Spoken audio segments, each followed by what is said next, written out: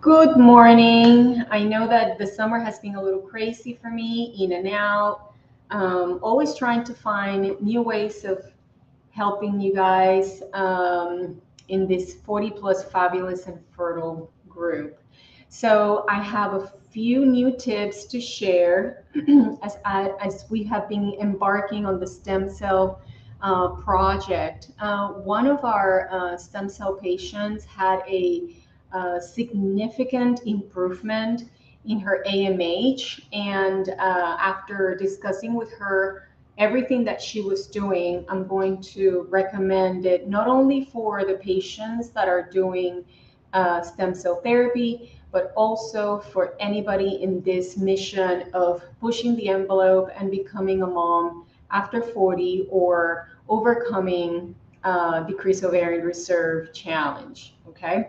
Now, it's very important to understand that even though we are in a very, what seemed to be very liberal world, there's still some discrimination against certain groups. And I believe that we still need to change the view of what's right and what's wrong to some degree, because a lot of women come to me past 40, especially with decreased ovarian reserve, and they get a lot of pushback from some of the fertility clinics as to why are you doing this, or with that AMH, this is a very, very common finding. There's no way you're going to be able to use your eggs. And that's not completely true. And the story is about this lady. She is 42 years old. Her AMH was 0.7. She has been pregnant. She has 3 miscarriages, and she went through IVF. And the first clinic that she went to at her local IVF clinic, they told her there's like no way. I mean, you're wasting your money and time. You need to jump into donor eggs. And that is not always the case. I have seen women with an AMH of 0.1 get pregnant. Okay. I repeat, and not one. I actually recently published a paper on the effect of serial PRP and priming on spontaneous pregnancy, where 4 out of 5 women got pregnant, all right, with the high volume technique that I created a few years ago. So it is doable, people. So now we are in a new frontier. We're actually trying to reverse menopause. We're actually trying to the extreme low ovarian reserve, 0.1, 0.08. We're trying to see if we can rewrite history. So on all of that, acupuncture, massage therapy, fertility therapy, massage, okay, and red light therapy to your female parts. What does those 3 things do? Those 3 things will increase blood flow to the area, okay? So whatever else that you're doing will be able to get there just by simple heat expansion, energy recirculation, okay? So that's one thing that I think that we're not doing enough, especially for the perimenopausal ladies with also dealing with thin lining prior to transfer. And I think that we're not talking enough about glandular therapy and peptides, isolated peptides to obtain certain results. There's certain peptides out there in the anti-aging world that are being used especially to stimulate the mitochondria to create more energy and to work more efficiently.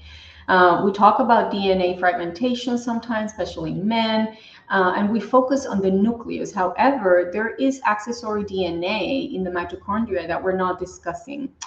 The other thing is when we talk about glandulars, a lot of times we talk about eating glandulars. Okay, what does that mean for those of you that are not familiar with this terminology? It is if you're trying to heal your ovary, you're trying to heal your heart, you eat ovary, you eat heart. And what does that do? So there are plenty of studies, especially in the plant science area. There's an institute in North Carolina that does a lot of research on the biochemistry of this stuff.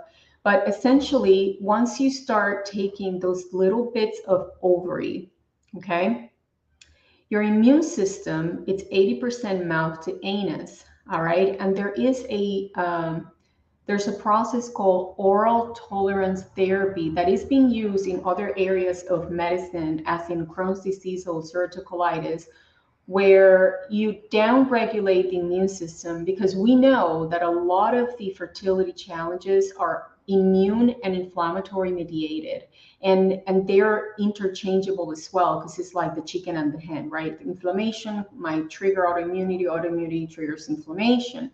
So if we need to cut that cycle, we need to address the immune component, okay? And that's why at CNY we do a lot of immune protocols.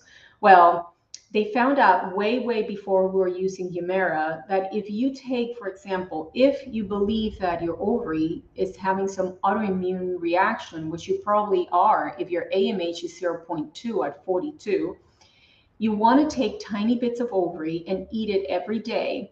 And that will desensitize the immune system, giving it a window of advantage to that ovary to heal. And then you come on this end with nutrition and diet, okay? Light therapy, all right? Especially red light is associated with healing of DNA, PRP, and potentially stem cells, and then come and actually heal the organ while we're protecting it for the autoimmunity of the autoimmune reaction.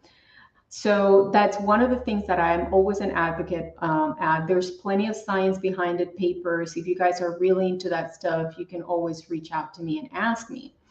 Now, the peptides that I'm talking about, I'm just going to go over them briefly. It's TB500, BPC 157, GHKCU, and SSR-31. They're known to improve mitochondrial function, increase certain precursors in your body, and stimulate regeneration and healing. So they're associated with rejuvenation all around, but because of the mode of how they work, they can be applied into the fertility. Anything that will cause anti-aging, okay, in the cosmetic world or anywhere else, it's going to be applied to fertility, because your ovaries are essentially the same tissue as your skin, right? And they're part of this body that you're rejuvenating. So what I do recommend, as you have always heard me speak, is priming. So 1 to 3 months. So this patient from the stem cell group, she was doing priming. So we had her on certain supplements. Some of you are very familiar with them. And if you have questions about it, you can always reach out to me individually. We were doing serial PRP leading to the stem cell therapy. So she did 2 on her own in a different clinic. And she was doing acupuncture, red light therapy to the pelvis, and she was injecting this peptides a month before the stem cell therapy. She started, her AMH was 0.7.